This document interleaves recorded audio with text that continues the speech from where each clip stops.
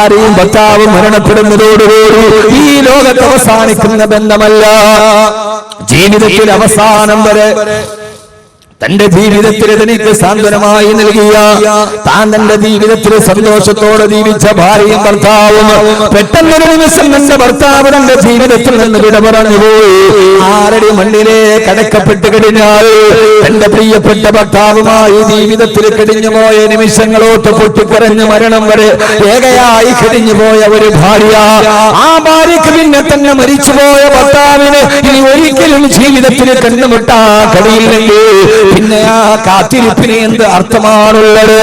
തന്റെ പ്രിയപ്പെട്ട പ്രാണപ്രേയസിയായ ഭാര്യ തനിക്ക് മക്കളെ പ്രസവിച്ചിരുന്ന് പ്രസവത്തോടെ തന്റെ മകളെ കയ്യിൽ തന്ന് പ്രിയപ്പെട്ട ഭാര്യ 6 അടി മണ്ണിലേക്ക് കടന്നു പോയാൽ ആ ഭാര്യയെ മനസ്സിൽ താലോലിച്ച് കഴിഞ്ഞു പോയ ഭർത്താവിന് ഇനി ഒരിക്കൽ കൂടി മരണപ്പെട്ടു പോയ ഭാര്യയെ ഒരിക്കൽ പോലും ജീവിതത്തിൽ കാണാൻ കഴിയില്ലെങ്കിൽ ആ കാത്തിരിപ്പിന് പിന്നെ എന്ത് അർത്ഥമാണുള്ളത്?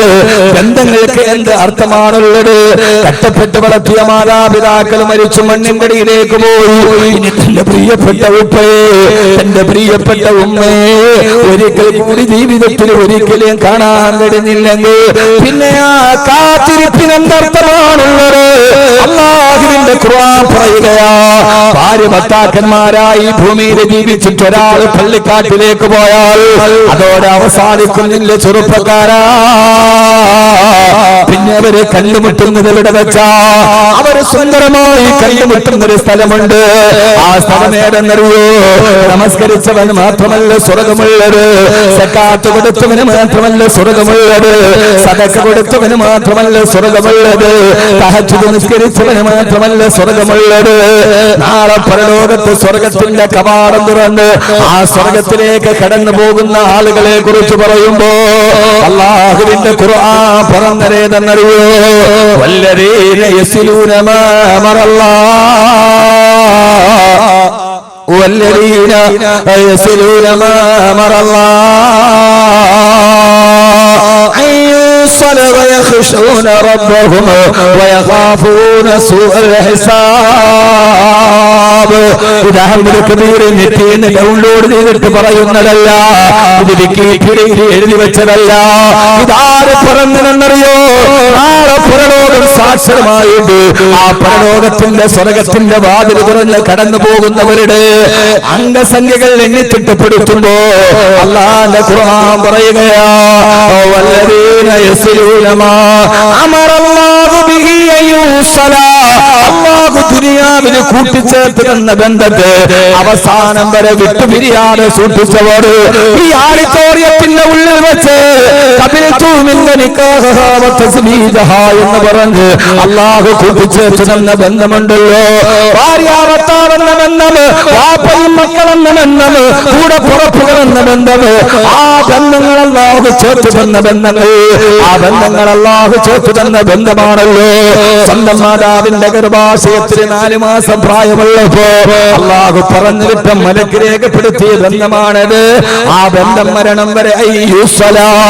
ആ ബന്ധങ്ങളെ പരസ്പരം വേർപിരിയാതെ തലാഖില്ലാതെ ജീവിതത്തിന്റെ വാശി വൈരാഗ്യത്തിന്റെ ഇടയിൽ പരസ്പരം പോരടിക്കാതെ മരണം വരെ ആ ബന്ധത്തെ കാത്തു സൂക്ഷിച്ച ആളുകൾ അവരാ ബന്ധത്തെ കാത്തു സൂക്ഷിച്ചെന്ന് മാത്രമല്ല വയഖ്ശൗന റബ്ബഹും ഭാര്യഭർത്താക്കന്മാരായി ജീവിക്കുമ്പോ വയഖ്ശൗന റബ്ബഹും തങ്ങളുടെ പ്രിയപ്പെട്ട രക്ഷിതാവിനെ ഭയപ്പെടുകയും തങ്ങളുടെ പ്രിയപ്പെട്ട രക്ഷിതാവിനെ ഭയപ്പെടുകയും വയഖാഫൂന സൂഅൽ ഹിസാബ്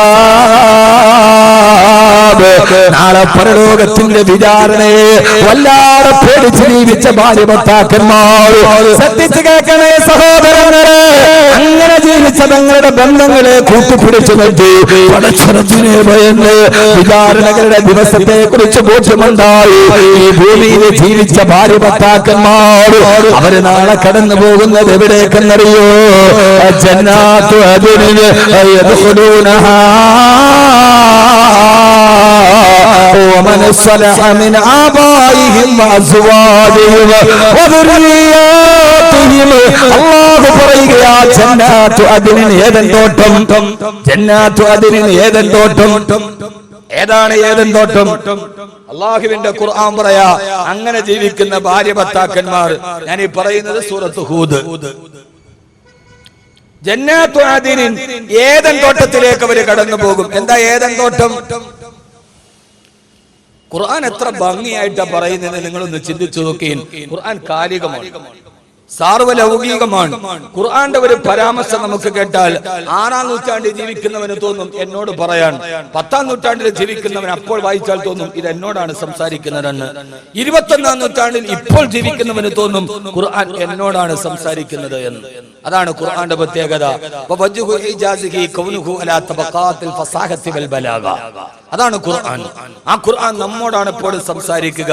ജന്നാത്തു അദ്നിൻ, ഏദൻ തോട്ടം. നമ്മുടെ കേരളത്തിൽ ഇന്ന് സംഭവിക്കുന്ന ഏറ്റവും പ്രധാനപ്പെട്ട ഒന്ന്, ചാനലുകളിൽ ഭാര്യ ഭർത്താക്കന്മാർക്ക് വേണ്ടി റിയാലിറ്റി ഷോകൾ നടക്കാറുണ്ട്. കുറെ കാലഘട്ടം മുമ്പ് അത് പാട്ടുപാടുന്ന പെണ്ണിൽ തുടങ്ങി, പിന്നീട് വയസ്സുള്ളവർക്കായി, ഇപ്പൊ ഏറ്റവും അടുത്തത് ഭാര്യ ഭർത്താക്കന്മാർക്ക് വേണ്ടി മെയ്ഡ് ഫോർ ഈച്ച് അതർ.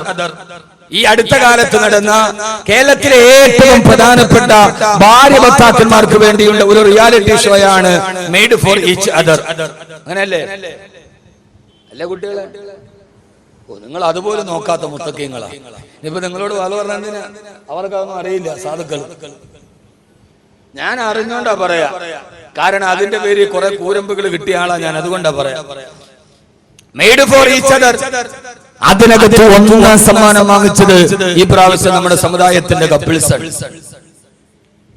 ഞാൻ അതിനെതിരെ പ്രസംഗിച്ചതിന്റെ പേരിലാണ് അതിൽ സമ്മാനം കിട്ടിയ ആളുടെ പിതാവ് എനിക്കെതിരെ ഫേസ്ബുക്കിൽ ആരോപണം ഉന്നയിച്ചത്. അയാളെ നാട്ടുകാരനാണ്.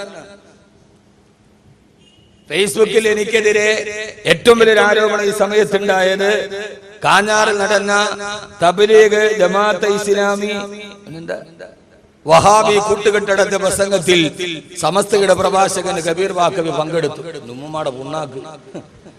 അതായിരുന്നു ഫേസ്ബുക്കിലെ വാർത്ത. എന്താണെന്നറിയോ? എന്റെ നാട്ടിലിപ്പൊ ഞാൻ എന്റെ ജന്മനാടാണ്. ആ ജന്മനാടിൽ എല്ലാവരും ഒരുമിച്ച് നടത്തിയൊരു പ്രസംഗം.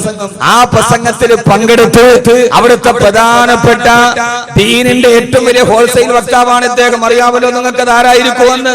ചേളാരി പ്രഭാഷകൻ എന്നെ പ്രയോഗിച്ചപ്പോ തന്നെ മറുഭാഗത്ത് പറഞ്ഞ ആരാന്നറിയാലോ? അദ്ദേഹത്തിന്റെ മകൻ വലിയ ദീനിന്റെ ആളാണ്. ഈ പറഞ്ഞ ആളുകളെ മുഴുവനും ദീനിൽ നിന്ന് പുറത്താക്കുന്ന ആളാണ്. സ്വന്തം മകൻ മകളുമായി റിയാലിറ്റി ഷോയിലും മലേഷ്യയിലും തുണി ഉറിഞ്ഞിട്ടാടി അതിൽ നിന്ന് കിട്ടിയ 40 ലക്ഷത്തിന്റെ ഫ്ലാറ്റിൽ പോയി ഉടുപ്പില്ലാതെ കിടന്നുറങ്ങിയ ആ പ്രവർത്തകനോട് ഞാൻ പറഞ്ഞു, ഇത് അപമാനമാണെന്ന് അതിനെതിരെ പ്രസംഗിച്ചപ്പോ അതിന്റെ കലിതെത്തിയത് ഫേസ്ബുക്കിലാണ്. ഞാൻ പറയാൻ ഇനി 1000 വട്ടം അവരുടെ മുറ്റത്ത് നിന്നിട്ട് ഞാനത് വിളിച്ചു പറയും. എന്നെ സംബന്ധിച്ചോളം ഇതൊരു പ്രശ്നമേ അല്ല. കാരണം എന്നെ നട്ടെല്ല് വാടപ്പിണ്ടിയല്ല, നല്ല ബലമുള്ള എല്ല് വെച്ചിട്ടാണ് പ്രസംഗിക്കാൻ ഇറങ്ങിയത്. അതുകൊണ്ട് തന്നെ അള്ളാഹുവിന്റെ ദീൻ നിരോധിച്ച ഒരു കാര്യത്തിന് സമരസപ്പെട്ട് അത് ഹലാലാണെന്ന് പറഞ്ഞു കൊടുക്കണമെന്നാണ് ഈ സമൂഹത്തിന്റെ താല്പര്യമെങ്കിൽ പിന്നെ നമ്മൾ എന്തിനാണ് പ്രബോധനം നടത്തുക? ആരുടേതാണെങ്കിലും പറയണ്ടേ? വലിയ ദീനി പ്രവർത്തകനാണെന്ന് പറഞ്ഞ് അയാൾ വലിയ ആളാന്ന് പറഞ്ഞിട്ട്, അയാൾ വലിയ ശൈഖുനാന്റെ ആളാന്ന് പറഞ്ഞിട്ട് നമുക്കത് പറയാതിരിക്കാൻ പറ്റുമോ? എന്നാ പിന്നെ നമ്മൾ എന്തിനാ പറയാൻ വേണ്ടിയിരിക്കുക? അള്ളാഹു നമുക്ക് ബോധം തരട്ടെ. രാജാവ് അങ്ങനെയാണ് എന്ന് പറയാൻ ചരിത്രത്തിൽ ഒരാൾ വേണം. അതുകൊണ്ട് തന്നെ സഹോദരങ്ങളെ, ഈ അടുത്ത കാലത്തായി നമ്മുടെ മുസ്ലിം സമൂഹത്തിന് ബാധിച്ച ഏറ്റവും പ്രധാനപ്പെട്ട ഒരു മരുന്നില്ലാത്ത അർബുദ രോഗമാണ് ഭാര്യ ഭർത്താക്കന്മാര് മുഴുവൻ റിയാലിറ്റി ഷോകളിൽ പങ്കെടുത്ത് അന്യപുരുഷന്മാരുടെ മുമ്പിൽ സാഹസികമായ കലാപകൾ നടത്തണം. മെയ്ഡ് ഫോർ ഈച്ച് അതറിന്റെ ഫൈനൽ കേൾക്കാൻ മലേഷ്യയടക്കമുള്ള വിദേശ രാഷ്ട്രങ്ങളിൽ ആ വിദേശ രാഷ്ട്രങ്ങളിൽ പോയി മെയ്വടക്കത്തോടുകൂടി തങ്ങളുടെ വിടുപ്പിന്റെ ഭാഗത്ത് കൊളുത്തുകൊളുത്തിയിട്ട് മുകളിലൂടെ റൈഡ് നടത്തുക.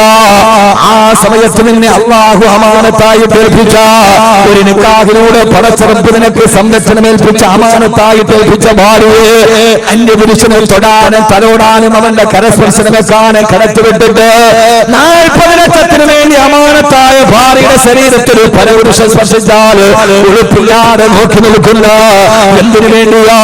എന്നെ അമാനത്തായി കിട്ടിയ ഭാര്യയുടെ ശരീരത്തിന്റെ ഭാഗങ്ങൾ ഒരു അന്യപുരുഷൻ സ്പർശിക്കുമ്പോ അത് മുഴുവനും മറുഭാഗത്ത് നിർവികാരയോടെ നോക്കി നിൽക്കാൻ അതിനുവേണ്ടി മനസ്സിനെ പ്രേരിപ്പിച്ചത് രാവിലെ കിഴക്കന്റെ കവാടത്തിൽ സൂര്യൻ നിൽക്കുമ്പോ കൊച്ചി നഗരത്തിന്റെ കൊച്ചിക്കാരിന്റെ മറുഭാഗത്ത് വലിച്ചു പോകുന്ന ചീനവലകളും ആ ചീനവലകളുടെ മുകളിലൂടെ നടന്നു പോകുന്ന കടൽ പക്ഷികളും ആ കടൽ പക്ഷികളുടെ മർമ്മര ശബ്ദം കേട്ട് പ്രഭാതം പൊട്ടിയുണരുമ്പോ അറബിക്കടലിന്റെ റാണി എന്നറിയുന്ന കൊച്ചി നഗരത്തിന്റെ മാദക സൗന്ദര്യം ആസ്വദിക്കാൻ കഴിയുന്ന 40 ലക്ഷത്തിന്റെ ഒരു ഫ്ലാറ്റിന് വേണ്ടിയാ തന്റെ ഭാര്യയെ മറ്റൊരുത്തിന്റെ മുമ്പിൽ സമർപ്പിക്കാൻ കഴിയുന്നതെങ്കിൽ അള്ളാഹു പറയുകയാ അള്ളാഹു നിനക്ക് അമാനത്തായി തന്ന ഭാര്യയുടെ കാര്യത്തിൽ പടച്ചറപ്പിനെ പേടിക്കുകയും നാളെ പരലോകരാഗത്തിന്റെ വിചാരണയെ പേടിക്കുകയും ചെയ്താൽ അള്ളാഹു നൽകുന്നതേതെന്നൊരു ജന്നാത്ത് അതിനെ ഏതൻ തോട്ടമാ.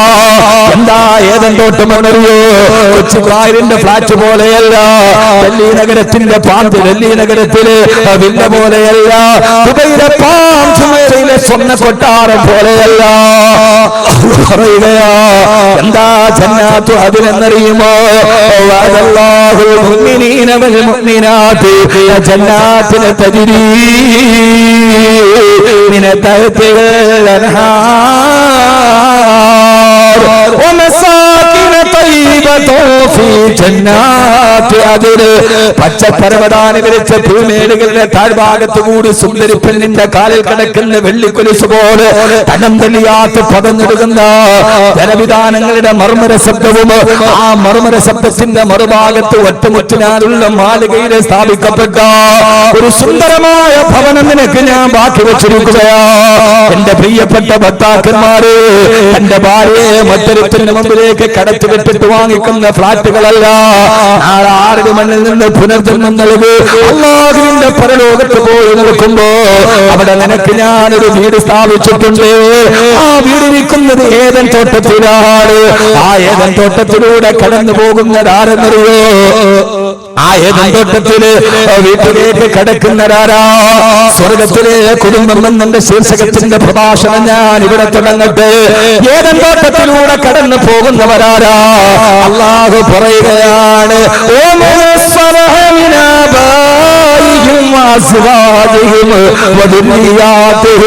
നിന്റെ സാലിഹീങ്ങളായ മാതാപിതാക്കൾ, നിന്റെ സ്വാലിഹീങ്ങളായ മാതാപിതാക്കൾ, വാസുവാദികൾ നിന്റെ ഭാര്യമാരും വധുരീയാത്തിയും നിന്റെ പ്രിയപ്പെട്ട പൊന്നുമക്കളും. ഈ കടുവാപ്പള്ളിയിലെ കൊച്ചുകൊച്ചിൽ നമ്മൾ ആരൊക്കെയായി താമസിച്ചിരുന്നുവോ? നമ്മുടെ മാതാപിതാക്കളുടെ കൂടെ, നമ്മുടെ ഭാര്യമാരുടെ കൂടെ, നമ്മുടെ പ്രിയപ്പെട്ട മക്കളുടെ കൂടെ നാളെ ഏതൻ തോട്ടത്തിന്റെ സുവർണ്ണ ഭവനത്തിൽ നിന്നെ ഞാൻ ഒരുമിച്ച് കൂട്ടുമെന്ന് അല്ലാഹുവേ അല്ലാഹുവേ അല്ലാഹുവേ ഞങ്ങൾക്ക് മഹാഭാഗ്യം നീ നൽകി അനുഗ്രഹിക്കണേ അല്ലാ. നാളെ സ്വർഗത്തിന്റെ വീട്ടിൽ ഒരുമിച്ച് കൂടാൻ കഴിഞ്ഞാൽ പിന്നെ നമുക്ക് അവിടെ ഒന്നും ഭയപ്പെടാനില്ലല്ലോ. സ്വർഗമാണ് കെട്ടുന്നതെങ്കിൽ പിന്നെ ഒന്നും അറിയണ്ടല്ലോ. ഈ ദുനിയാവിൽ നമ്മുടെ കുടുംബം പോറ്റണമെങ്കിൽ നമ്മുടെ ശരീരത്തിൽ എത്ര വിയർപ്പുള്ളികളെ താഴോട്ടൊടുക്കണം. പക്ഷേ സ്വർഗത്തിന്റെ വീട്ടിലെങ്ങാനും അള്ളാഹു ഒരുമിച്ച് കൂട്ടിയാൽ പിന്നെ നമ്മുടെ ശരീരം വേർക്കണ്ടല്ലോ. തിളക്കണ്ട പൂക്കണ്ട വെയിൽ കൊള്ളണ്ട നിനക്കുള്ളതൊന്നും തന്നെ നീ അറിയണ്ട. ഒരു തുള്ളി വേർപ്പ് പോലും ശരീരത്തിൽ നിന്ന് ഇട്ടാൽ ആ സ്വർഗത്തിൽ താമസിക്കാൻ കഴിയുമെങ്കിൽ അല്ലാഹുവേ അല്ലാഹുവേ ആ സ്വർഗത്തിന്റെ പ്രവേശനം നീ ഞങ്ങൾക്ക് നൽകി അനുഗ്രഹിക്കണേ അല്ലാ.